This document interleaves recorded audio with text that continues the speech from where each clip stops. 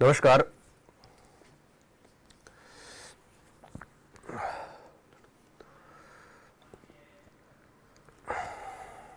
कैसे हैं आप सभी? आवाज वगैरह कैसी आ रही है?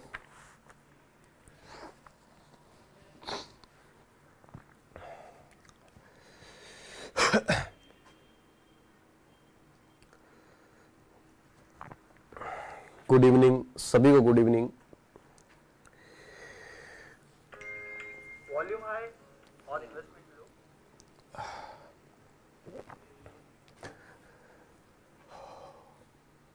जय Shri Ram. Very good evening, Ram Ram. चलो बात स्टार्ट करते हैं। आवाज कैसी आ रही है एक बार आप बता दीजिए और वहीं से अपनी बात जो है वो शुरू कर लेते हैं। देखिए विद्यार्थियों, ज्योग्राफी चल रही थी, विश्व भूगोल पढ़ रहे थे 6ठी से 12वीं तक का, और 6ठी से 12वीं तक के उस भूगोल में, ठीक है, 12वीं तक के उस भूगोल में हम कुछ टॉपिक कर चुके थे। 4 लेक्चर रिकॉर्ड हो चुके हैं, ज्योग्राफी के सेक्शन में है, आप देख सकते हो अगर नहीं देखे हैं तो। 4 लेक्चर में हमने क्या क्या पढ़ा था, हमने ये सारी चीजें पढ़ ली है। आज हम बात करेंगे लास्ट में परिक्रमण गति के 2-3 प्रभाव रहे हुए और फिर जलवायु। 6ठी और 11वीं क्लास के अंदर ये सारी चीजें है, ठीक है। 6ठी और 11वीं क्लास में ये पूरा का पूरा कंटेंट है जो हम आज अभी पिछले 5-6 दिन से पढ़ रहे हैं। अब सिर्फ 2 टॉपिक शेष रहे हैं विश्व भूगोल के। एक रहा हुआ है पवने और दूसरा रहा है आपके चक्रवात, और एक छोटा सा टॉपिक और जलवायु क्षेत्र जो आज शायद अपन ले लेंगे। तो उम्मीद करके चल रहा हूं कल या अगली क्लास में विश्व भूगोल की यूनिट जो है वो कंप्लीट हो जाएगी और उसके बाद में आगे इकोनॉमिक्स ज्योग्राफी के बारे में सोचेंगे, ठीक है। तो बात को शुरुआत करते हैं और मैं ये आशा करके चल रहा हूं कि आपको अभी तक जो कुछ पढ़ाया है वो सारा समझ में आ रहा होगा और बड़े अच्छे से आ रहा होगा, ठीक है। लेकिन पिछली क्लास का रिस्पॉन्स इतना अच्छा नहीं था। जो कल की जो क्लास हुई आप लोगों ने बिल्कुल भी उसको शेयर नहीं किया, ना अपने आप विद्यार्थियों दूसरे विद्यार्थियों तक पहुंचाते हैं, आप अपने तक ही रखना चाहते हैं ताकि अच्छा ज्ञान किसी और तक ना पहुंच जाए। ये वैसे आदत तो गलत है, फिर भी विद्यार्थियों की प्रवृत्ति है, मैं समझता सारी हूँ। आज मेरा जन्मदिन है और आप सभी शुभकामनाएं दे रहे हैं, तो मैं आप सभी की शुभकामनाएं स्वीकार करता हूं और आप सभी को धन्यवाद देना चाहूँगा कि आपने भी मुझे है वो ऐसे साधारण व्यक्ति को जन्मदिन की शुभकामनाएं दी। आप सभी का धन्यवाद। और अब जन्मदिन का तो यूं है कि 1 साल उम्र का और कम हो गया, इसलिए थोड़ा मनाना वनाना दूर ही रहता हूं मैं। फिर भी आप सभी विद्यार्थियों का प्रेम रहता है तो फिर हम जन्मदिन भी एंजॉय कर लेते हैं, ठीक है। तो आप सभी का धन्यवाद और आपकी जन्मदिन की सभी की शुभकामनाओं को मैं स्वीकार करता हूँ। पार्टी देंगे ना, पार्टी देंगे, बिल्कुल वर्चुअल पार्टी देंगे। और मैं तो ये उम्मीद करके चलता हूँ कि आप सभी सिलेक्शन लो बढ़िया, और उसके बाद पार्टी देने के लिए बाड़मेर आओ मेरे पास, तब मुझे और अच्छा लगेगा कि गुरुजी ये मिठाई खाइए, हमारी सफलता में आपका थोड़ा सा भी अंश भी थोड़ा बा योगदान है। इतना कह दोगे तो मेरे लिए तो उससे बड़ी पार्टी क्या हो सकती है। वैसे टीचर से पार्टी नहीं मांगनी चाहिए, पार्टी टीचर को आपको देनी चाहिए कि गुरुजी आप पार्टी कर लो, क्योंकि शिक्षक है आप और टीचर्स लोग, हम लोग पार्टियां करते नहीं है। हम लोग क्या संस्कारी व्यक्ति होते हैं और पार्टी वार्टी से दूर रहते हैं, हम किताबों में ही भटके पड़े रहते हैं। तो पार्टियों तो वगैरह आप विद्यार्थियों को देनी चाहिए कि गुरुजी आप मिठाई खाइए, आपका जन्मदिन है, चॉकलेट खाइए, आपका जन्मदिन है, जो भी है, ठीक है। तो आप जो है वो सिलेक्शन लीजिए बढ़िया, और उसके बाद में बाड़मेर आना मिठाई लेके, मेरे लिए सबसे बड़ी पार्टी भाई होगी, ठीक है।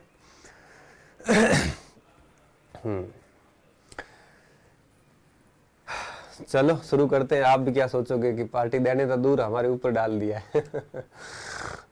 ठीक है, बात शुरुआत करते हैं अपन। चलो, पृथ्वी की गतियां देखो, कल हमने क्या देखा था, पहले उस पर बात करेंगे और उसके बाद बात करेंगे कि आज हम क्या देखने वाले हैं, ठीक है। तो कल हमने देखा था यहाँ पे ये परिक्रमण गति कहते किसे, पहली भाषा देखी थी हमने।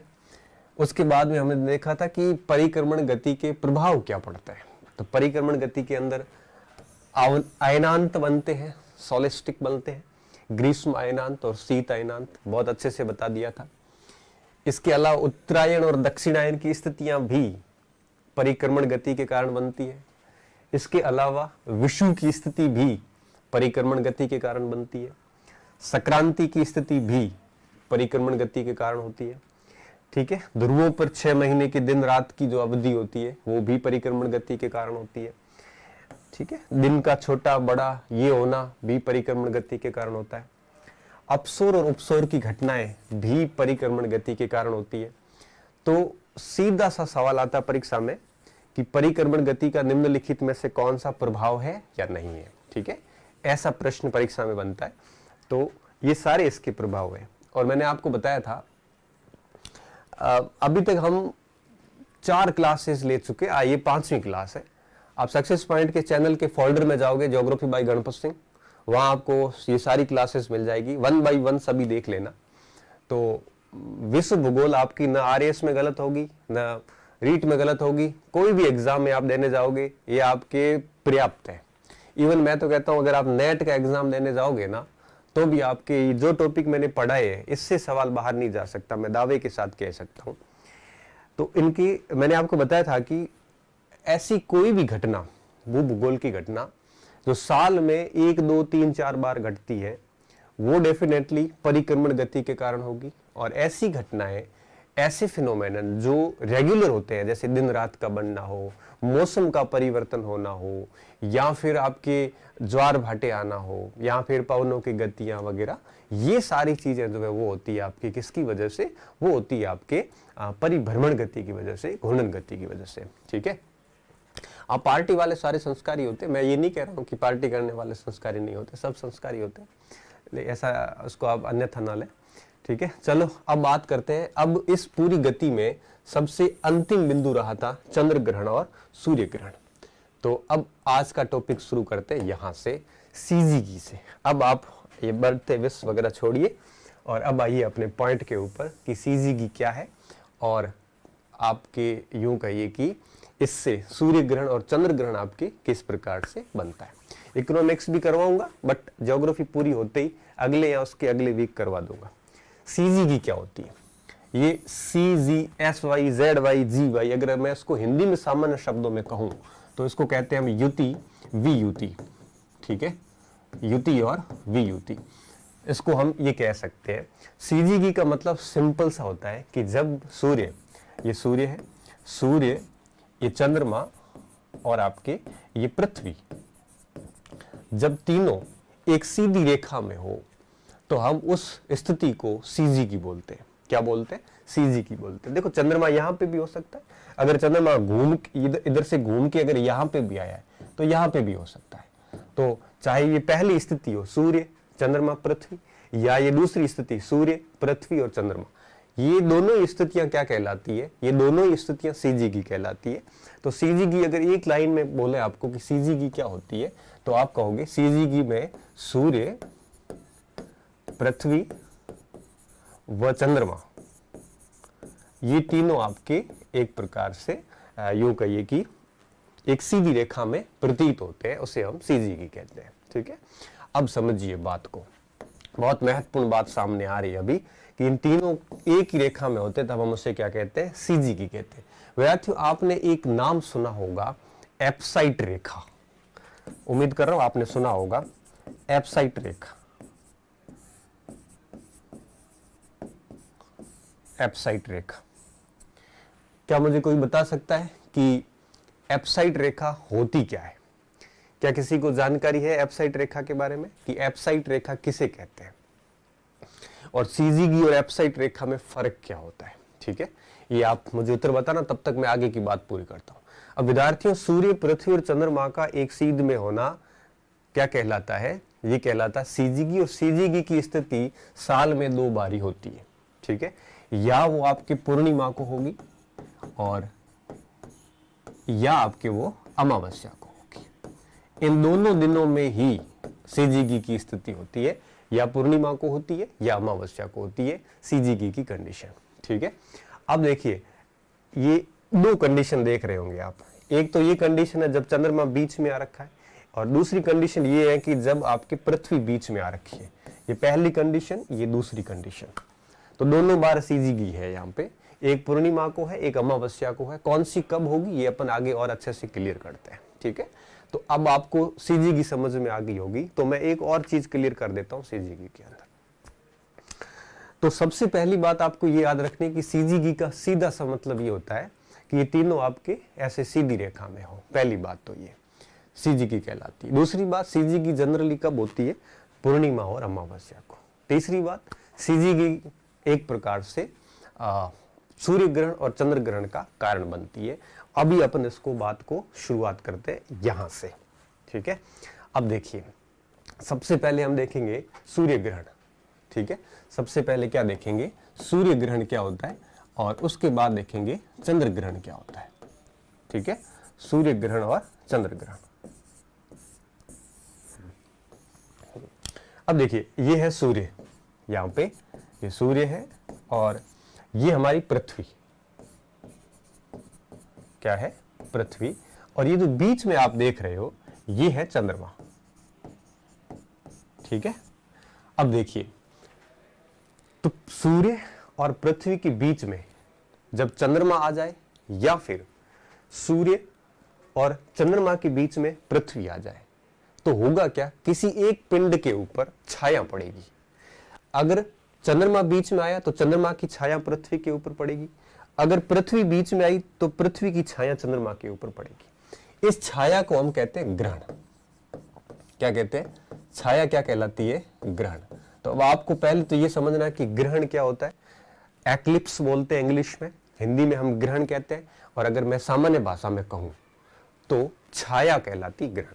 अगर बीच में चंद्रमा आ गया तो सूर्य की किरणें इधर आ रही थी, चंद्रमा बीच में आ गया तो चंद्रमा ने कुछ किरणें रोक ली और चंद्रमा की छाया पृथ्वी के ऊपर पड़ गई, तो हम जिस क्षेत्र पर वो छाया पड़ेगी उस क्षेत्र पे हम कहेंगे कौन सा ग्रहण हुआ है? सूर्य ग्रहण हुआ है। ठीक है, और जब पृथ्वी बीच में आ जाती है और चंद्रमा दब जाता है, इसको सूर्य की किरणें नहीं मिलती, तब हम कहते हैं कि आपके यह हुआ कौन सा ग्रहण? चंद्रमा के लिए यह सूर्य ग्रहण हो गया। कौन सा ग्रहण हो गया? सूर्य ग्रहण हो गया। तो देखिए ग्रहण का मतलब क्या होता है? ग्रहण का मतलब सिंपल सा होता है कि जब पृथ्वी या चंद्रमा के ऊपर जब छाया पड़ती है, दोनों का क्यों कह रहा हूं? क्योंकि एक बार पृथ्वी के ऊपर छाया पड़ती है, एक बार चंद्रमा के ऊपर छाया पड़ती है। तो जब भी ये छाया पड़ती है तो इस छाया को हम क्या कहते हैं? ग्रहण कहते हैं। अब दो टाइप के ग्रहण होते हैं, एक सूर्य ग्रहण, एक आपके चंद्र ग्रहण। तो समझिए सबसे पहले बात करते हैं हम सूर्य ग्रहण की। जब आपके सूर्य, चंद्रमा और पृथ्वी ये तीनों एक ही दिशा में हो। अच्छा, सूर्य ग्रहण दो ही कंडीशन में होगा और चंद्र ग्रहण भी दो ही कंडीशन में होता है।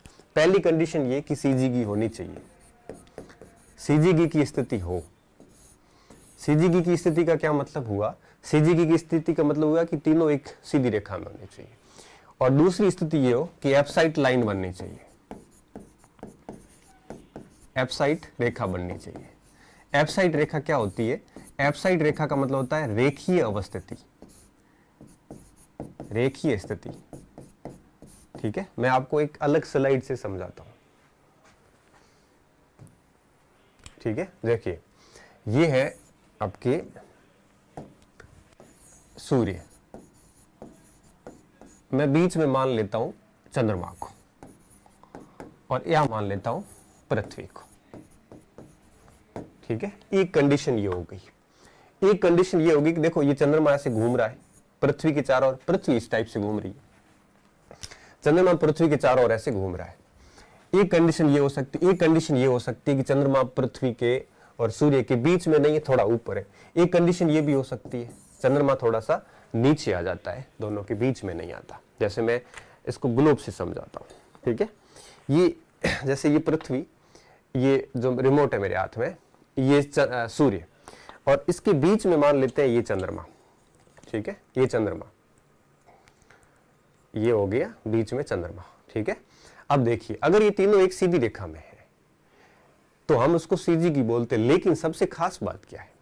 खास बात यह है कि ये तीनों ही रेखीय स्थिति में होने जरूरी है, तब भी ग्रहण होगा, चाहे वो सूर्य ग्रहण हो चाहे चंद्र ग्रहण हो। रेखीय स्थिति क्या होती है? रेखीय स्थिति का मतलब होता है जैसे मैं खड़ा हूं, सामने आप खड़े हो, तो मेरे से आप तक बिल्कुल एक सीधी रेखा क्या कहलाती है? लीनियर पोजीशन या रेखीय स्थिति। तो जब भी सूर्य, चंद्रमा और पृथ्वी इस प्रकार से एक रेखीय स्थिति में हो, ध्यान से सुनना विद्यार्थियों, कि जब सूर्य, चंद्रमा और पृथ्वी जब एक रेखीय स्थिति में हो, बिल्कुल ऐसे सामने हो, ऐसे बिल्कुल जैसे मेरा हाथ पड़ा ऐसे, ऐसी रेखीय स्थिति हो, तो इस रेखा को हम एप्साइट लाइन कहते हैं। ठीक है, एप्साइट रेखा कहते हैं, या इसको आप यूं कह सकते हो सीजीगी की रेखीय स्थिति। क्या कह सकते हैं? सीजीगी की रेखीय स्थिति। रेखीय स्थिति।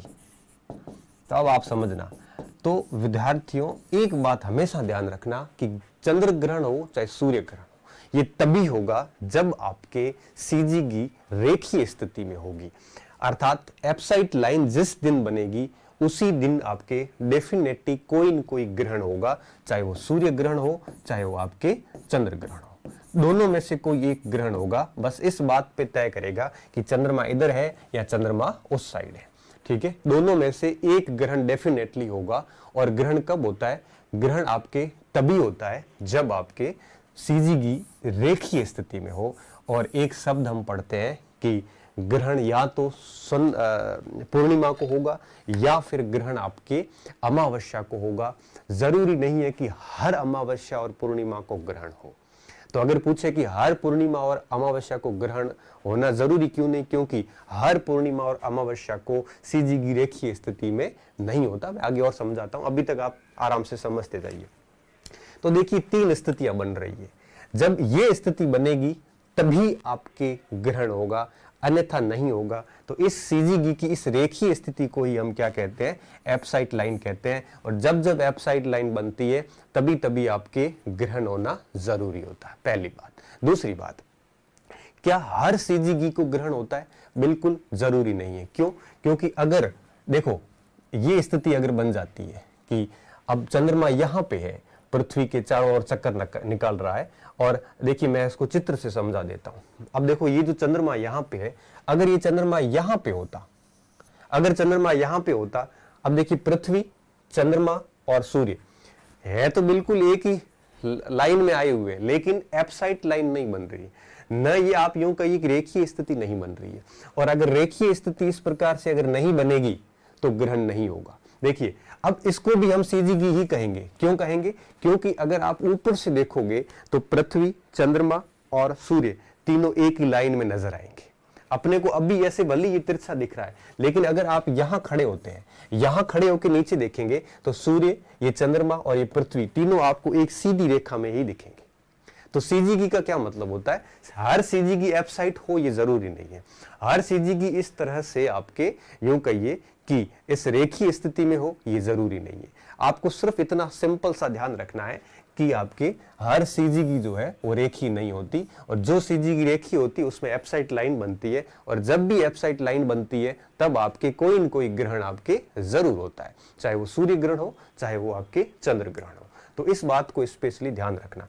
अगर मान लो यहां पे है चंद्रमा, अब देखिए 3 स्थितियां हैं, तीनों स्थितियां, ये पहली स्थिति, ये दूसरी स्थिति और ये तीसरी स्थिति। अब देखो, ये तीनों स्थितियां सीजीगी को बयां करती है, तीनों स्थितियां सीजीगी को बयां कर रही है, लेकिन ग्रहण केवल दूसरी स्थिति में ही होगा। पहली स्थिति और तीसरी स्थिति में ग्रहण कभी नहीं होगा। क्यों? क्योंकि यह आपके पहली और तीसरी स्थिति बिल्कुल रेखीय नहीं है, और जब तक आपके लीनियर नहीं होगी तब तक ग्रहण नहीं बनेगा। जब तक आपके ये बिल्कुल ऐसे एप्साइट लाइन में नहीं होगी तब तक आपके ग्रहण नहीं बनेगा। तो सीजीगी, अच्छा ऐसे भी हो सकता है, ये चंद्रमा यहां पे भी हो सकता है, देखो, और यहां पे भी हो सकता है। देखो, मैं 6 चंद्रमा की आकृतियां बना रहा हूं, 3, 4, 5 और 6। अब आप मुझे एक बात बताना विद्यार्थियों, मैंने 6 आकृतियां बनाई है चंद्रमा की, ये 6 की 6 आपकी सीजीगी को दिखाती है। पहली आकृति, दूसरी, तीसरी, चौथी, 5वीं और 6ठी, 6 आकृतियां सीजीगी को दिखाती है। लेकिन मुझे आप उत्तर बता दीजिए कि इन 6 स्थितियों सीजीगी में से कौन कौन सी स्थितियां जो है वो आपके ग्रहण बनाएगी, तब आप कहोगे सर एक दूसरी स्थिति ग्रहण बनाएगी, एक 5वीं स्थिति चंद्रमा की जो है वो ग्रहण बनाएगी। क्यों? क्योंकि दूसरी स्थिति और 5वीं स्थिति ही रेखीय स्थिति में है, बिल्कुल सीधी रेखा में है, और यही आपके ग्रहण का कारण बनेगी। बाकी पहली, तीसरी, चौथी और छठी सीजीगी तो है, लेकिन यहाँ पे ग्रहण आपके नहीं है। ठीक है, बच्चे कह रहे हैं सर वो नोटिफिकेशन नहीं आता, तो बेल आइकन दबा दो। फिर भी नहीं आता तो मैं बात करूंगा यूट्यूब कंपनी वालों से कि मेरे बच्चों को नोटिफिकेशन भेजा करो।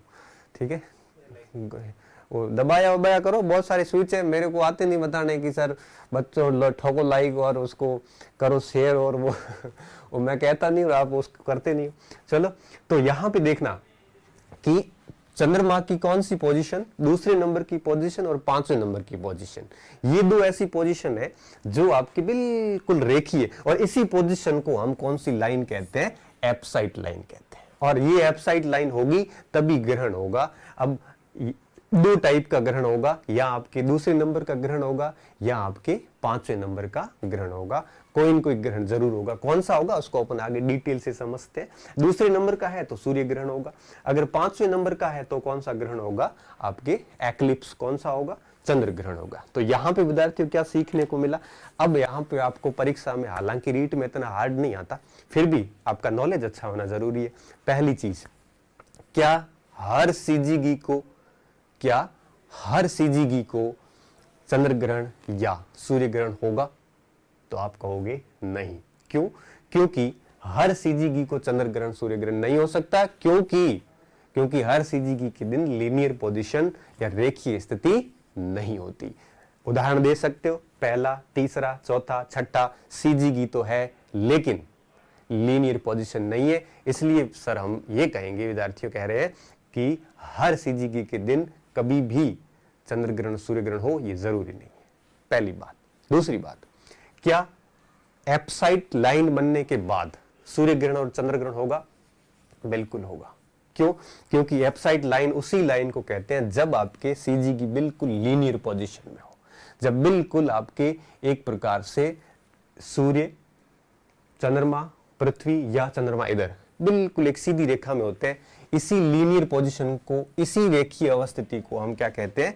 एप्साइट लाइन बोलते हैं। और जब भी एप्साइट लाइन बनेगी तब आपके क्या होगा? तब आपके ग्रहण होगा, कोई न कोई ग्रहण जरूर होगा। ठीक है, चाहे वो सूर्य ग्रहण हो चाहे चंद्र ग्रहण हो। तीसरा सवाल ये बन सकता है कि ये लीनियर पोजीशन वगैरह जो एप्साइट लाइन बनती है, ये एप्साइट लाइन 2 दिन ही बनेगी, या अमावस्या को बनेगी या आपके पूर्णिमा को बनेगी। अब ये जरूरी नहीं है कि हर अमावस्या और पूर्णिमा को बने, ये भी जरूरी नहीं है। क्यों जरूरी नहीं है इसका मैं आगे कारण बताता हूं। ठीक है, सीजीगी का हिंदी मैंने बताया ना, युति वियुति, पहले ही बता दिया था, आप शायद लेट आए।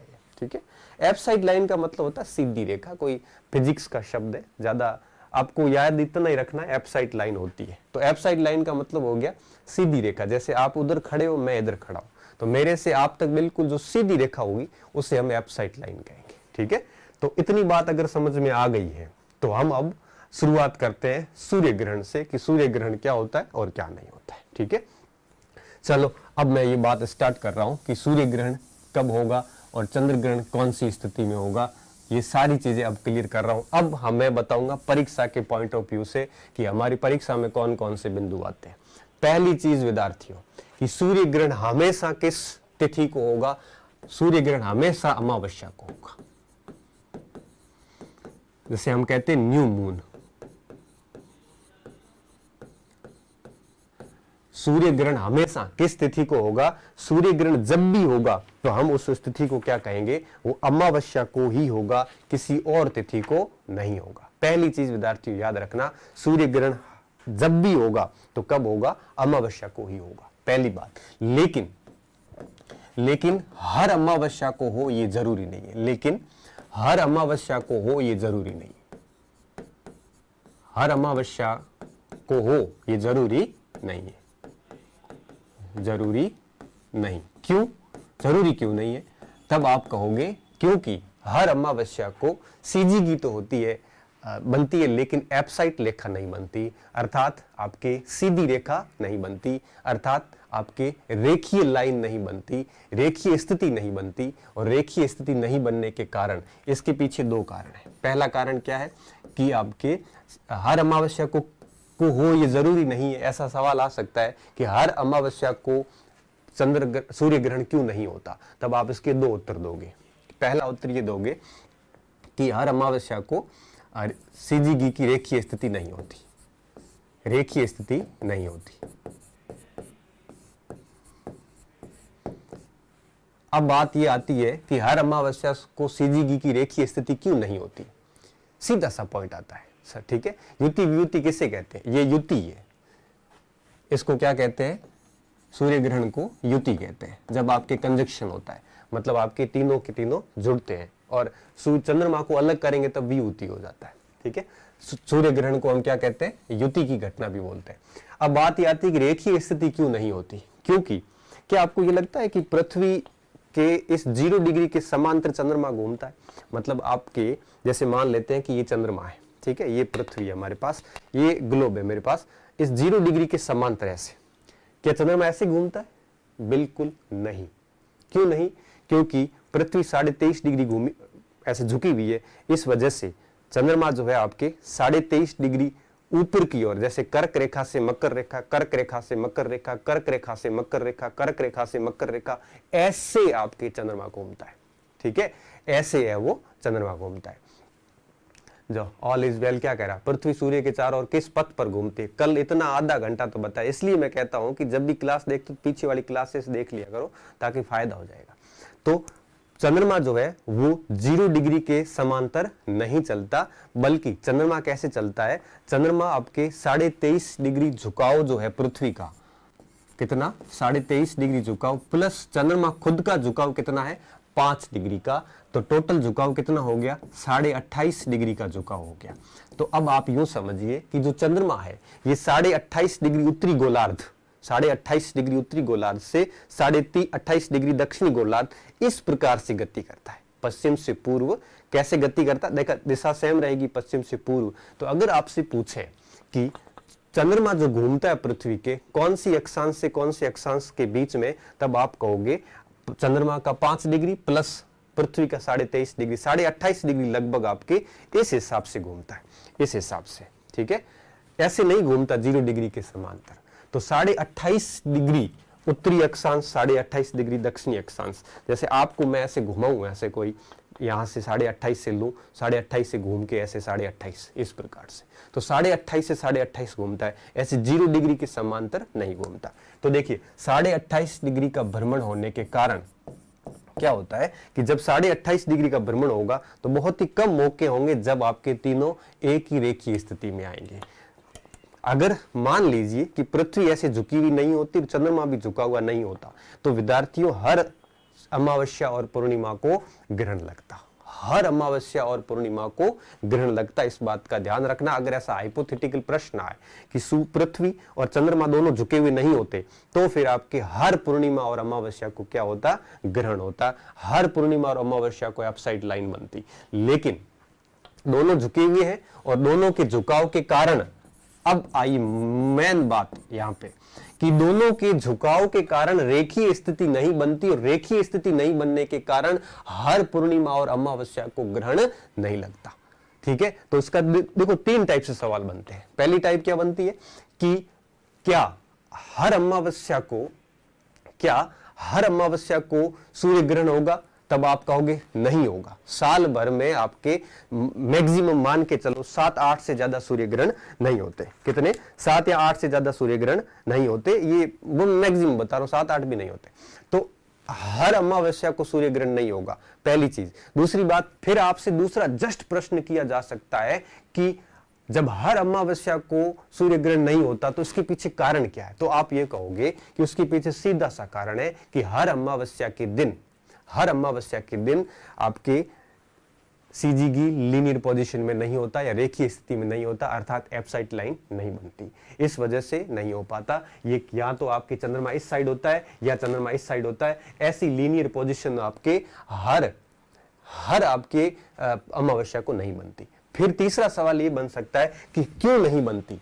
तब आप कहोगे कि सूर्य पृथ्वी के 23.5 डिग्री झुकाव और आपके 5 डिग्री झुकाव चंद्रमा का, 28 डिग्री झुकाव होने के कारण चंद्रमा जो है वो आपके इस पृथ्वी के 0 डिग्री के समांतर ना घूम के 0 डिग्री के उत्तर में 28.5 डिग्री के आसपास, 28.5 डिग्री से 28.5 डिग्री इस प्रकार से घूमता है। जैसे अगर मेरे पास कोई जैसे वायर ले लेता हूं, ये अब देखिए इस हिसाब से घूमेगा।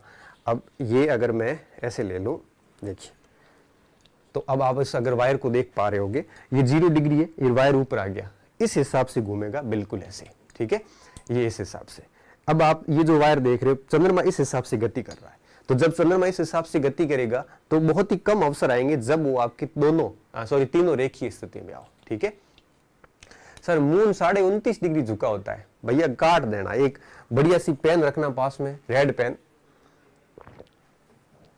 और जहां कहीं 29 डिग्री लिखा है उसको काट देना, ठीक है। मून 5 डिग्री झुका हुआ ही है। अब आगे देखिए, तो 3 सवाल आपके रेडी हो गए कि हर अमावस्या को सूर्य ग्रहण नहीं होता, दूसरी बात, और जब सूर्य ग्रहण होगा तो अमावस्या को ही होगा, ये बात भी ध्यान रखना। और हर अमावस्या को क्यों नहीं होता, क्योंकि उस दिन इन तीनों की रेखीय स्थिति नहीं होती, अर्थात एप्साइड लाइन नहीं बनती। क्यों नहीं बनती, क्योंकि इन दोनों का जो झुकाव है ये सीधा सा इफेक्ट करता है, और दोनों के झुकाव के कारण बहुत कम ऐसे मौके आते हैं जब तीनों सीधी रेखा में हो, बाकी ऐसी स्थिति जो है बहुत कम आती है। अब ऐसे घूमने के कारण क्या होता है, ऐसे घूमने के कारण इनका मामला गड़बड़ हो जाता है और हर अमावस्या को नहीं होता। और इस सूर्य ग्रहण को हम एक अलग जिस नाम से जानते हैं उसे हम क्या कहते हैं, उसे हम युति भी कहते हैं, ठीक है। इस बात का आप अच्छी तरीके से ध्यान रखना। तो ये सूर्य ग्रहण का एक बेसिक था। अब आगे बात आती है कि सूर्य ग्रहण का औसत समय कितना रहता होगा, ठीक है। सूर्य ग्रहण का औसत समय रहता है 7 से 8 मिनट का, ठीक है, 7 से 8 मिनट तक सूर्य ग्रहण मैक्सिमम रहता है। लेकिन एक चीज और भी ध्यान रखना कि जब भी सूर्य ग्रहण होता है तो पूरी पृथ्वी पे नहीं होता, बल्कि उसी स्थान पे होता है जहां पे छाया पड़ती है। इस स्थिति को देखिए आप, ये चंद्रमा है यहाँ पे, ये पृथ्वी है, और छाया बिल्कुल यहाँ पे ही पड़ी है, ठीक है। तो यहाँ पे हुआ है आपके सूर्य ग्रहण। तो जब भी सूर्य ग्रहण होगा पूरी पृथ्वी पे नहीं होगा, एक पर्टिकुलर स्थान पे होगा। जब भी आप यूं कहिए कि जो क्षेत्र छाया में है, जैसे अभी आपके ये क्षेत्र छाया में है, अब ये क्षेत्र छाया में, तो यहां सूर्य ग्रहण नहीं है, सिर्फ और सिर्फ इस स्थान पे ही सूर्य ग्रहण है। तो ध्यान रखना, सूर्य ग्रहण वहीं पे होगा जहां पे इसकी छाया पड़ी है, ये छाया जहां पे पड़ेगी वहीं पे होगा, ठीक है। एक बात तो ये, तो सूर्य ग्रहण पर्टिकुलर या कुछ स्थानों पे ही होता है, पूरी पृथ्वी पे नहीं होता। आप इसको ऐसे लिख सकते हो कि सूर्य ग्रहण पूरी पृथ्वी पे नहीं, पूरी पृथ्वी पर नहीं होता, बल्कि किसी निश्चित स्थान पे होगा जहां पे छाया पड़ेगी। एक बात तो आपको ये याद रखनी है। 3-4 पॉइंट हो गए, एक बात याद रखनी, और सबसे महत्वपूर्ण बात कि जब कभी बिल्कुल सीधी लाइन हो, चंद्रमा थोड़ा भी ऊपर नीचे नहीं हो, और बिल्कुल जब सीधी लाइन होती है तो क्या होता है कि हमें है वो एक प्रकार से ये सूर्य का ऊपरी भाग, ये यहाँ पे ये एक बिल्कुल ये हमें एक रिंग की भांति नजर आता है। रिंग होती है ना अंगूठी, बिल्कुल अंगूठी की भांति चमकता हुआ नजर आता है, अंगूठी की भांति, ठीक है। और जब अंगूठी की भांति चमकता हुआ नजर आता है तब उसे कहते हैं डायमंड रिंग। जब भी पूर्ण सूर्य ग्रहण की स्थिति हो, किसकी, पूर्ण सूर्य ग्रहण। पूर्ण सूर्य ग्रहण का क्या मतलब होता है कि जब आपके कंप्लीटली सीधी रेखा हो तो आपके क्या होगा, तो डेफिनेटली चंद्रमा बिल्कुल बीच में आ जाएगा और पूर्ण रूप से छाया पृथ्वी के ऊपर पड़ती है, और उसे हम कहते हैं आपके डायमंड रिंग। क्या कहते हैं, डायमंड रिंग। क्या कहते हैं, नहीं रिंग ऑफ फायर नहीं, रिंग ऑफ फायर तो ज्वालामुखी की पेटी है जो कि आपके कहां पे है, वो है प्रशांत महासागर के अंदर, ठीक है ना, ये कहलाती है डायमंड रिंग। तो देखिए, तो पूर्ण, जब भी पूर्ण सूर्य ग्रहण की स्थिति होगी तो आपके क्या होगा, डायमंड रिंग बनेगी। यहां पे आप इसको ये जो पोर्शन दिखेगा हमें, ये पृथ्वी के यहाँ के लोगों को दिखेगा बिल्कुल एक अंगूठी की भांति दिखेगा, आग से चमकता हुआ। उस उस क्षेत्र को हम या उस आकृति को हम क्या कहते हैं, डायमंड रिंग बोलते हैं विद्यार्थियों। और सबसे महत्वपूर्ण बात, जब भी डायमंड रिंग बनती है तो फिर क्या होता है कि चंद्रमा की एक प्रकार से परछाई पड़ेगी पृथ्वी के ऊपर। और जब भी चंद्रमा की परछाई पड़ती है तो चंद्रमा के ऊपर भी आपको पता है कि बहुत सारे उबड़ खाबड़ क्षेत्र है, ऊंचे नीचे पहाड़ भी है, घाटियां भी है। तो एक प्रकार से इस जगह पे पृथ्वी के ऊपर वो उबड़ खाबड़ एक वो पड़ते हैं, क्या उसे कहते हैं हम, उसको परछाई पड़ती है। और उस उबड़ खाबड़ परछाई को हम पृथ्वी पर कहते हैं बेली बेट्स। क्या कहते हैं, बेली बेट्स बोलते हैं। तो बेली बेट्स क्या होगा, तब आप कहोगे कि बेली बेट्स का मतलब ये होता है कि जब आपके पूर्ण सूर्य ग्रहण हो तब चंद्रमा की ऊपर की आकृतियों की छाया पृथ्वी के ऊपर पड़ती है। और उस छाया को हम क्या कहते हैं, उस छाया को हम कहते हैं बेली बेट्स। और जो सूर्य एक रिंग नुमा नजर आता है, और उस रिंग नुमा जो सूर्य नजर आएगा उसे हम कहते हैं डायमंड रिंग। ठीक है, ये बात आपको ध्यान रखनी बढ़िया तरीके से। कैसे सवाल पूछते हो, सबसे ज्यादा सूर्य ग्रहण कहाँ होते हैं? ऐसे कोई जगह है क्या, कोई बाड़मेर में या जालोर में? ऐसे देख, हमेशा ध्यान रखना, परीक्षाओं में पास होने के लिए कंसेप्ट मजबूत चाहिए। आप लोगों ने इतना कुछ फालतू रट रखा है कि सूर्य ग्रहण सबसे ज्यादा कहाँ होते हैं। कोई कहता है कि सर, मतलब ऐसे उलूल जुलूल कहाँ से पढ़ लेते हो आप लोग। ठीक है, कहीं से भी हो सकता है। आप कौन सा, क्यों पृथ्वी का कोई विशेष भाग सूर्य के सामने आएगा? कहीं से भी हो सकता है। इसमें कोई ऐसा नहीं है, कोई फिक्स स्थान नहीं है जहां पे अब कोई किताब वाले अपनी किताब बेचने के लिए ऐसे अजब गजब फैक्ट डाल देते हैं। फिर क्या होता है, फिर हम वो फैक्ट देखते रह जाते हैं। फिर वही अजब गजब फैक्ट के चक्कर में, ऐसे फैक्ट परीक्षा में फालतू कभी आते नहीं है। ठीक है ना? बुक दिखाओ एक बार। कहां से दिखाऊं भैया, मेरे पास कोई बुक नहीं है यहाँ पे। ठीक है, तो पूर्ण सूर्य ग्रहण की स्थिति में क्या होगा, बेली बेट्स बनेंगे। बेली बेट्स का क्या मतलब होता है, जब आपके चंद्रमा की छाया जब पृथ्वी पर पड़ती है तो उन आकृतियों को हम क्या कहते हैं, बेली बेट कहते हैं। और ये सारी की सारी बातें क्या कहलाती है, बेली बेट्स। और ये स्थितियां होगी वो होगी पूर्ण सूर्य ग्रहण की। तो सूर्य ग्रहण में विद्यार्थियों इस टाइप से ही सवाल है वो बनते हैं। तो सूर्य ग्रहण के मैं वापस एक बार बता देता हूं कि हर अमावस्या को होगा, जब अमावस्या को ही होगा, लेकिन हर अमावस्या को हो ये जरूरी नहीं है। क्यों जरूरी नहीं है? क्योंकि हर अमावस्या को एप्साइड लाइन नहीं बनती। और हर अमावस्या को एप्साइड लाइन क्यों नहीं बनती? क्योंकि वहां पृथ्वी और सूर्य का जो झुकाव है, चंद्रमा का ये झुकाव क्या करता है, झुकाव बनने नहीं देता। उसकी वजह से साल में है वो बहुत कम बार ही सूर्य ग्रहण होता है। सूर्य ग्रहण को हम युति भी कहते हैं। 7-8 मिनट सूर्य ग्रहण की अवधि रहती है। इसके अलावा जब भी पूर्ण सूर्य ग्रहण होगा तो ये डायमंड रिंग नजर आएगी, पृथ्वी पर छाया पड़ेगी, जिसे अपन क्या कहते हैं, बेली बेट्स कहते हैं। तो ये सारे के सारे पॉइंट आपके परीक्षा में पूछते हैं सूर्य ग्रहण से रिलेटेड। तो अब देखिए, अब बात आती है चंद्र ग्रहण की। दोनों समझ लेंगे ना तो सारी चीजें ऑलमोस्ट क्लियर हो जाएगी। ठीक है, अब चंद्र ग्रहण में क्या क्या ध्यान रखना है विद्यार्थियों? चंद्र ग्रहण हमेशा पूर्णिमा को ही होगा। ठीक है, फुल मून कब होगा? चंद्र ग्रहण हमेशा पूर्णिमा को ही होगा। और हर पूर्णिमा को हो ये जरूरी नहीं है, ध्यान रखना। चंद्र ग्रहण हमेशा पूर्णिमा को ही होगा और हर पूर्णिमा को हो ये जरूरी नहीं है। पूर्णिमा को हो यह जरूरी नहीं है। ठीक है, पहली चीज तो ये हो गई। सेम बात है, सूर्य ग्रहण में भी यही लिखा था कि जो लिखते उसका फोटो लेने दीजिए। तो वो YouTube पे वीडियो सेव पड़े हैं ना, आप आराम से देख के फोटो ले लेना, क्या दिक्कत है। सर जी, चंद्रमा पृथ्वी के कितने दिन में चक्कर लगाता है? देखो 28 दिन लगभग कह सकते हैं, 27-28 दिन, उसे हम चंद्रमास भी कहते हैं। तो उस समय में लगाता है। अब देखिए आगे,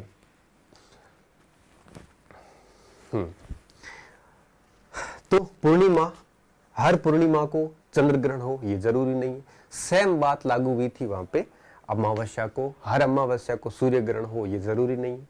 अब बात ही आती जरूरी क्यों नहीं है? सेम कारण है, सेम कारण है जो आपके सूर्य ग्रहण के थे कि रेखीय स्थिति नहीं बनती। और रेखीय स्थिति क्यों नहीं बनती? क्योंकि वापस वही 23.5 डिग्री और 5 डिग्री का झुकाव बीच में आ जाता है। ये तो आपको बात हो गई याद। अब देखिए, ये जो भी मैं बोर्ड पे लिखता हूं ये सारे के सारे पॉइंट महत्वपूर्ण है, एक भी ऐसा पॉइंट नहीं है जिसको आप छोड़ो। अब देखिए, इस पूर्णिमा को जो ये सूर्य चंद्र ग्रहण होगा इसे हम कहते हैं वियुति। उसको क्या कह रहे थे, युति। इसको क्या कहते हैं हम, वियुति कहते हैं। यहां पे दोनों के बीच में एक प्रकार से क्या हो गया, अलग हो गया। अब आगे देखिए ये है यहाँ पे सूर्य, यहां पे आ गई बीच में पृथ्वी, और आप देख पा रहे हो बिल्कुल अंधेरे में ढक गया है चंद्रमा। और यहां पे क्या कंडीशन थी, यहां पे कंडीशन ये थी कि चंद्रमा यहां पे था, इस बार चंद्रमा पीछे है। दोनों में एक सिमिलरिटी आपको नजर आ रही है, ठीक है। अब सिमिलरिटी क्या है, सिमिलरिटी ये है कि इस बार भी देखो ये तीनों एक लाइन में थे, इस बार ये तीनों भी एक लाइन में। मैंने बताया था दूसरे नंबर की पोजीशन और पांचवें नंबर की पोजीशन सेम है, ठीक है। दोनों की पोजीशन सेम है, तो दोनों ही दिन कोई न कोई ग्रहण होगा। तो पहली वाली स्थिति में सूर्य ग्रहण था, दूसरी वाली स्थिति में चंद्र ग्रहण है। अब आप आगे समझिए। तो जब कभी सूर्य और चंद्रमा के बीच में पृथ्वी आ जाती है तो उस घटना को हम कहते हैं चंद्र ग्रहण। और ये हमेशा कब होगा, पूर्णिमा को होगा, हर पूर्णिमा को हो, ये वापस वही बात की जरूरी नहीं है। अब यहां पे सबसे महत्वपूर्ण बात, अब चंद्रमा का वह भाग जो आपके बिल्कुल अंधेरे में, घोर अंधेरे में है, और यूं कहिए कि जब भी सूर्य की किरणें चंद्रमा के ऊपर आती बिल्कुल घोर अंधेरा। घोर अंधेरे का क्या मतलब होता है, घोर अंधेरे का मतलब कुछ भी नहीं दिखता हो, और उस स्थिति को हम कहते हैं, आप देख पा रहे होंगे, ये अंबरा। क्या कहते हैं, अंबरा कहते हैं। और इस अंबरा के दोनों तरफ थोड़ा थोड़ा सा हल्का सा प्रकाश होता है, जिससे हम कहते हैं पेरुम्बरा। ये जो इलाका आप देख पा रहे होंगे, ये थोड़ा थोड़ा जो रोशनी पड़ रही है थोड़ी थोड़ी, इस रोशनी को हम क्या कहते हैं, पेरुम्बरा कहते हैं, सॉरी पेनुम्बरा कहते हैं, पेनुम्बरा। तो अब आप मुझे अगर आपसे पूछें कि अंबरा व पेनुम्बरा क्या है, तो आप कहोगे अंबरा वो स्थिति होती है चंद्रमा के ऊपर की जहां पे बिल्कुल अंधेरा होता है पृथ्वी के बीच में आने के कारण, और उस अंबरा के दोनों तरफ जहां आपके सूर्य की थोड़ी थोड़ी रोशनी हल्की सी होगी, उस स्थान को कहते हैं हम पेनुम्बरा, ठीक है। ये देखिए आप, ये स्थिति जो है यहां पे बिल्कुल काली स्थिति दिख रही है, ये तो है अंबरा, और ये जो बिल्कुल थोड़ी थोड़ी ब्लू दिख रही है, ये है आपके पेनुम्बरा, ठीक है, ये पेनुम्बरा। तो अंबरा और पेनुम्बरा, ये दोनों शब्द आप याद रखना, बहुत ही इंपॉर्टेंट है। कई बार छोटा सा प्रश्न पूछ लेते हैं कि अंबरा क्या है और पेनुम्बरा क्या है, तो अंबरा पेनुम्बरा को याद रखना। इसके अलावा और क्या क्या पॉइंट हमें परीक्षा में ध्यान रखने, एक चीज और, इसकी अवधि 7 से 8 मिनट तक रहती है। अब अगर पूछा जाए कि इसकी अवधि कितनी रहेगी, चंद्र ग्रहण की अवधि कितनी रहेगी, तो विद्यार्थियों चंद्र ग्रहण की अवधि कई बार आपके 3 घंटे तक भी रह सकती है। कितने, 3 घंटे तक भी रह सकती है, 3 घंटे तक अवधि भी रह सकती है। अब 3 घंटे तक अगर अवधि रह रही है, ठीक है, अब देखो कोई भी पॉइंट समझ में नहीं आता, जो पढ़ रहे हैं उसमें से तो आप लिख लिया, बता दिया करो। मैं कमेंट सब देखता हूँ, फालतू की कमेंट नहीं देखता। यहाँ पहले बता दिया है तो उसकी कमेंट वापस नहीं चेक करता, क्यों, क्योंकि ऑलरेडी मैं बता चुका हूं, तो बार बार क्यों बताऊं।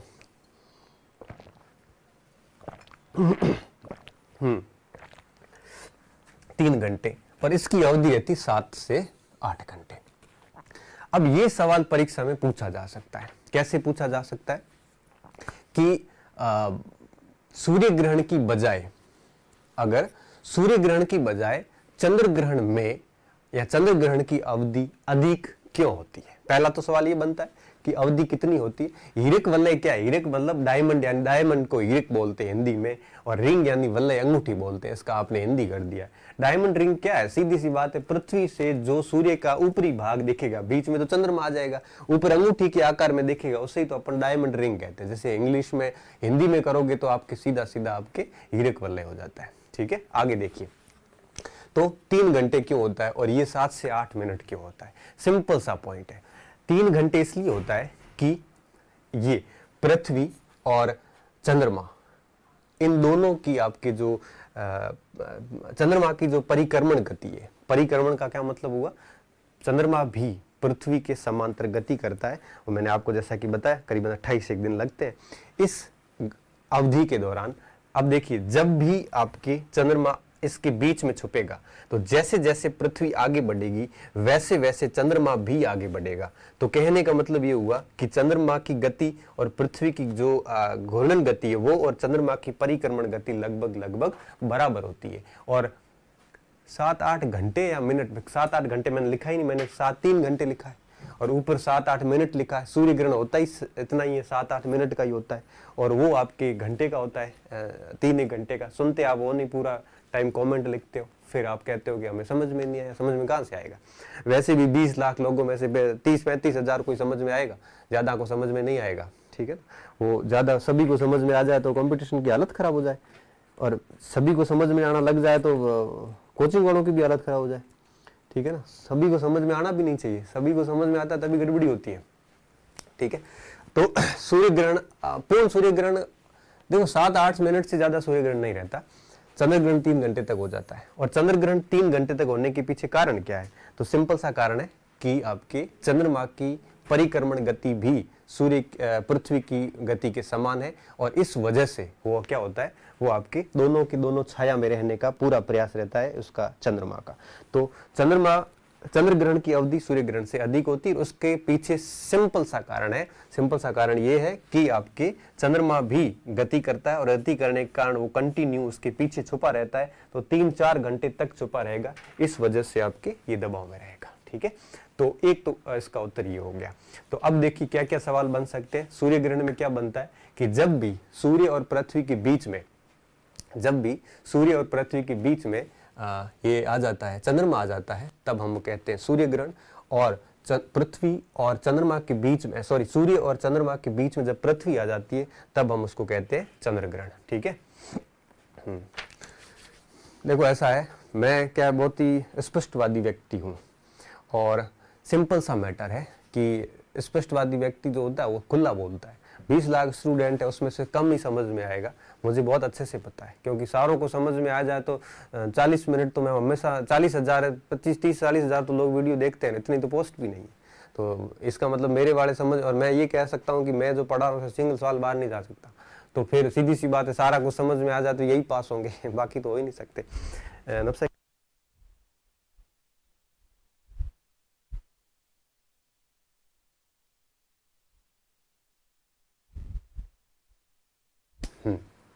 चलो अपन बात को कैरी ऑन करते हैं। तो यहाँ से जो है वो सवाल बनते हैं चंद्र ग्रहण के और सूर्य ग्रहण के।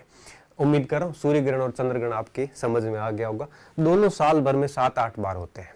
चंद्र ग्रहण और सूर्य ग्रहण दोनों मिला के साल भर में 7 या 8 बार होते हैं, इससे ज्यादा नहीं होते, ठीक है। तो क्या क्या सवाल बन सकते थे, क्या नहीं बन सकते थे, सारी चीजें मैंने क्लियर कर ली। अगर आपको समझ में नहीं आई है तो एक बार आप पुनः वीडियो देख लेना, क्लियर हो जाएगा। अभी मैं एक और पॉइंट पे ले जाऊंगा। आपने नाम सुने होंगे blood moon, blue moon, super moon. ये 3 चीजें जो है वो शब्द आपने सुने होंगे। वो तीनों शब्द मैं समझाना चाहूंगा कि ब्लू मून क्या होता है, ब्लड मून क्या होता है और आपके सुपर मून क्या होता है, ठीक है। इसके लिए मेरे पास एक चित्र बना हुआ है ऑलरेडी, ये रहा। देखिए 3 स्थितियां हमें समझनी चाहिए। एक स्थिति है सुपर मून की। सबसे पहली स्थिति ये, जब भी सुपर मून की स्थिति होती है तो चंद्रमा इस कलर का दिखता है, और सुपर मून की स्थिति तभी होती है जब आपके चंद्रमा, और यूं कहिए कि सुपर मून की स्थिति जब होती है उस समय चंद्रमा पृथ्वी के सबसे नजदीक होता है। यह स्थिति कब होगी? जब चंद्रमा पृथ्वी के नजदीक होता है। और जब भी चंद्रमा पृथ्वी के सबसे ज्यादा नजदीक होगा तब आपके कौन सी स्थिति बनेगी? सुपर मून की, क्योंकि उस दिन चंद्रमा जो है अपनी सामान्य साइज की तुलना में 30% ज्यादा बड़ा दिखता है। तो सामान्य चंद्रमा की साइज है उससे वो 30% ज्यादा बड़ा दिखता है। और एक चीज और बता दूं कि हमने जो पढ़ा था उपसौर और अपसौर, उनकी तिथियां फिक्स थी, 3 जनवरी और 4 जुलाई। इसकी कोई तिथि फिक्स नहीं है। ध्यान रखना कि जब भी चंद्रमा नजदीक होगा तिथि इसकी कोई ऐसी तय नहीं होती, ठीक है, तिथि तय नहीं। जिस तरह से उपसौर और अपसौर की तिथियां तय है उसी तरह से इसकी तिथि तय नहीं होती। अब मुझे एक बात बताइए कि चंद्रमा और पृथ्वी जब सबसे नजदीक होते हैं, अच्छा पहले तो ये बताइए कि सूर्य और पृथ्वी जब सबसे नजदीक होते हैं, ठीक है, तो सूर्य और पृथ्वी जब सबसे नजदीक स्थिति होती है जो कि 3 जनवरी को थी, तो 3 जनवरी की स्थिति को क्या नाम दिया था हमने? उपसौर नाम दिया था, ठीक है, उपसौर नाम दिया था। तो उसी प्रकार जब आपके चंद्रमा और पृथ्वी सबसे नजदीक होते हैं तब हम उसे कहते हैं उपभू कहते हैं। क्या कहते हैं? उपभू कहते हैं। और उपभू को इंग्लिश में कहा जाता है पेरोजी, ठीक है। आपको मैं कल का वापस दिखा देता हूं एक बार। कल हमने जब पढ़ा था पेरोजी और इसके बारे में, ये रहो, ये देखो, कल हमने बात की थी ना उपसौर, उपसौर, उपभू, पेरीहेलियन, पेरोजी। दूसरी स्थिति अपसौर, अपभू, अपहेलियन, अपोजी। बस बात एक ही है, कोई फर्क नहीं है। बस अगर उपसौर याद हो गया तो सेम बात है उपभू, अपसौर याद हो गया सेम बात है अपभू, पेरीहेलियन याद हो गया तो पेरीजी, अपहेलियन याद हो गया मतलब अपोजी, ठीक है। तो इसमें कोई दिक्कत वाली बात नहीं, आपको आराम से याद हो जाना चाहिए। तो पेरोजी कहो चाहे उपभू कहो, तो इस स्थिति जब भी उपभू या पेरोजी की स्थिति होगी तो चंद्रमा 30% ज्यादा बड़ा दिखेगा। और जब 30% ज्यादा बड़ा दिखेगा तो उसे हम क्या कहते हैं? सुपर मून की संज्ञा देते हैं। और उस दिन ये चंद्रमा इस टाइप से दिखता है। एक तो बात हो गई ये। दूसरा है ब्लू मून। उस दिन चंद्रमा एग्जैक्टली इतना ब्लू तो नहीं होता, थोड़ा सा लाइट ब्लू होता है, ठीक है। 3 आवर टाइम होने का कारण क्या? इतनी देर से यही तो कह रहा हूं कि चंद्रमा भी परिक्रमण करता है। परिक्रमण करने के कारण पृथ्वी के पीछे रहता है 3 घंटे तक कंटिन्यू, इस वजह से वहां पे 3 घंटे तक आपके रह जाता है चंद्र ग्रहण। अगर वहां पे चंद्रमा गति नहीं करता तो वो ग्रहण भी आपके 10-15 मिनट में खत्म हो जाता, ठीक है। अब आते हैं अपन ब्लू मून के ऊपर। ब्लू मून क्या होता है?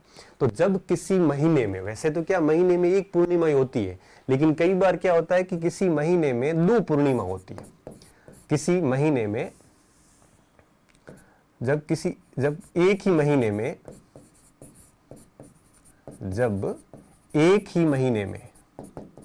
2 पूर्णिमा हो,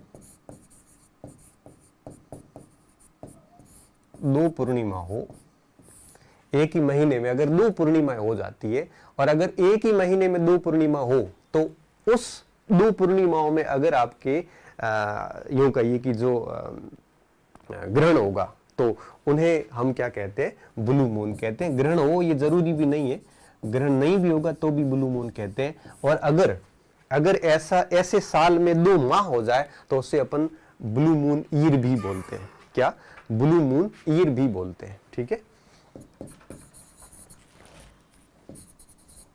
ब्लू मून ईयर, जब ऐसे 2 महीने एक साल में हो जाए तो उसे अपन क्या कहते हैं? ब्लू मून ईयर बोलते हैं। और यह ब्लू मून ईयर आपके आते रहते हैं। आप देखना गूगल पे देखना कि ब्लू मून ईयर कब कब आते हैं।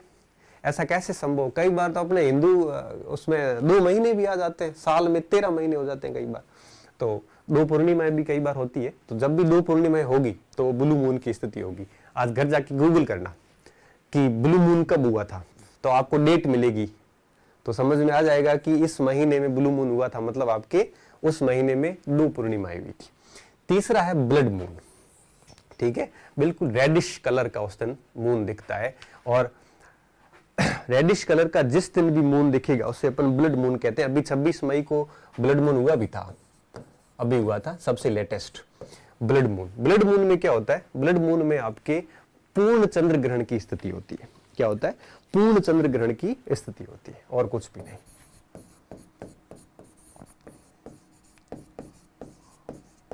पूर्ण चंद्र ग्रहण की स्थिति जब भी होती है तो आपके चंद्रमा का कलर थोड़ा सा रेडिश टाइप दिखता, लाल दिखता है, इसलिए हम उसको क्या कहते हैं?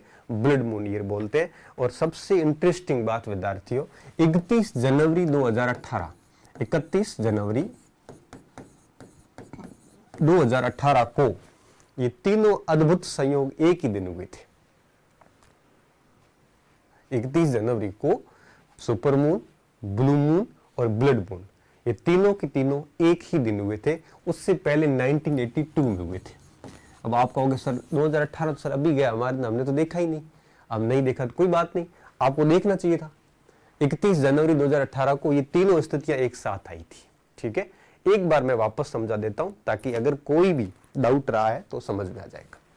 जब भी सूर्य और पृथ्वी और चंद्रमा सबसे नजदीक दूरी पे होते हैं, जैसे कि आपके सूर्य और पृथ्वी जो नजदीक दूरी पे थे, तो जब भी नजदीक दूरी पे होते हैं तो हम उसके कहते हैं उपभू, और इसे हम पैरोजी भी कहते हैं इंग्लिश में। और जब भी नजदीक स्थिति होती है जिसकी तिथि भी तय नहीं है, तो उस दिन क्या होता है, उस दिन चंद्रमा अपनी मूल आकृति से 30% बड़ा दिखता है, और इस स्थिति को हम कहते हैं सुपर मून। पहली चीज। दूसरी बात, ब्लू मून। जब एक ही महीने में जब कभी ऐसा संयोग बने और 2 पूर्णिमाएं हो, तो जब भी 2 पूर्णिमाएं होती है तो उस स्थिति को, उस पूर्णिमा को हम क्या कहते हैं, ब्लू मून बोलते हैं। तीसरा, ब्लड मून। जब पूर्ण चंद्र ग्रहण की स्थिति हो और आपके चंद्रमा थोड़ा सा लाल दिखता है, और उसको हम क्या कहते हैं, ब्लड मून बोलते हैं। ठीक है, और इसमें कुछ ज्यादा है नहीं। तो ये तीनों स्थितियां याद रखना, super moon, blue moon, blood moon, और इसके अलावा और क्या क्या हो सकता है। तो ये सारी बातें थी इसमें चंद्र ग्रहण के अंदर। तो विद्यार्थियों, सूर्य ग्रहण और चंद्र ग्रहण दोनों बढ़िया तरीके से हो गया। और देखो, परीक्षा में सवाल हमेशा कैसे बनता है, मैं वापस बता देता हूँ कि दोनों कब होंगे, दोनों की अवधि क्या रहती है, दोनों के कारण क्या क्या है। ठीक है ना, सीजी की रेखा क्या होती है, एप्साइट रेखा क्या होती है, ये सारी बातें कोई न कोई पॉइंट परीक्षा में यहीं से बनता है। ठीक है, फुल मून की कोई ऐसी फिक्स तिथि नहीं है।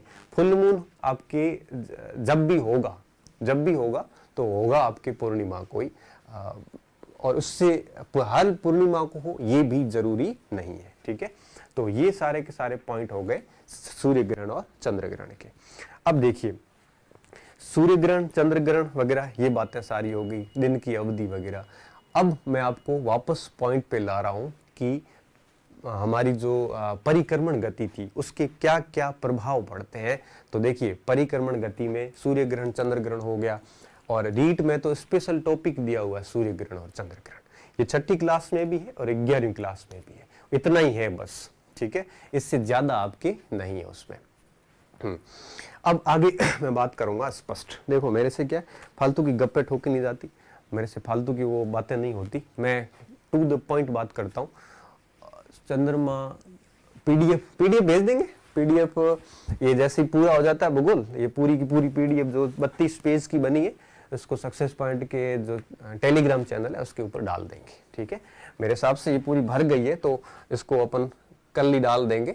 और टेलीग्राम चैनल का जो लिंक है सक्सेस पॉइंट का, वो इसके नीचे डिस्क्रिप्शन में डाल देंगे वीडियो के, और आप उस लिंक से सक्सेस पॉइंट का चैनल खोलना, और खोल के वहां से ये पीडीएफ मैं डाल दूंगा, इसको आप डाउनलोड कर लेना और देख लेना। ठीक है, ये आपकी सुविधा के लिए मैं कर दूंगा। अब ये हो गया हमारा चैप्टर पूरा। अब आता हूं मैं मेन पॉइंट के ऊपर कि अब हमें आगे क्या पढ़ना है। ये यहाँ पे देखिए, बात ये है कि अब टोटल 3 टॉपिक रहे हैं, इतने सारे हमने पढ़ लिए हैं। ठीक है, कुल 5 वीडियो हो गए, 5 वीडियो में ये सारा पढ़ लिया। अब बात आती है, 2 टॉपिक और रहे हैं। एक तो जलवायु क्षेत्र रहा है, और दूसरा टॉपिक कौन सा रहा है, पवनें रही है, पवनें और चक्रवात। तो कल की जो क्लास होगी उसमें जलवायु और पवनें ले लूंगा, और जो उसके बाद की आगे की जो क्लास होगी उसमें हम है वो चक्रवात ले लेंगे, और उसके साथ ही हमारा ये वर्ल्ड ज्योग्राफी है वो कंप्लीट हो जाएगा। ठीक है, तो देखो, ब्लू मून में ग्रहण होता है, और दोनों बार हो ये कोई जरूरी भी नहीं है, लेकिन उस दिन जो है सर विशेष शिक्षक भर्ती। अब ये देखो, जब बात ज्ञान की हो रही हो तब अपने को ये बातें नहीं करनी चाहिए। चलो ठीक है, चलते हैं, आज इतनी क्लास लेंगे। आप सभी का पुनः धन्यवाद। अच्छे से पूरा देख लेना। ग्रहण से कोई भी सवाल हमारा परीक्षा में बाहर नहीं जाएगा, गारंटी से कह सकता हूँ, बट अच्छे से पढ़ लेना आप, ताकि दिक्कत नहीं आएगी। ठीक है, और अगर समझ में नहीं आया तो वीडियो देख लेना, और उसके बाद भी फिर भी समझ में ना आए तो एक बार आपके पास 11वीं या छठी की क्लास में तो कुछ है नहीं, 11वीं की क्लास में चंद्र ग्रहण, सूर्य ग्रहण दिए हुए, अगर आप वहां से थोड़ा और देख लोगे तो समझ में आ जाएगा। ठीक है, पृथ्वी का कक्षीय झुकाव और अक्षीय झुकाव इसीलिए कह रहा था कि अगर ये क्लास देखते ना तो आपको ये कक्षी और अक्षी झुकाव पूछना नहीं पड़ता, क्योंकि यहाँ पे कंप्लीट तरीके से समझाया हुआ। देखिए कैसे समझाया था मैंने, ये देखिए पूरा अच्छे से समझाया था कहाँ क्या क्या हो रहा है। इसलिए कह रहा हूँ कि पीछे की वीडियो देखोगे तो सारी चीजें क्लियर हो जाएगी। बहुत बहुत धन्यवाद विद्यार्थियों, अच्छे रहिए, मस्त रहिए और पढ़ते रहिए। कल मिलते हैं इसी समय।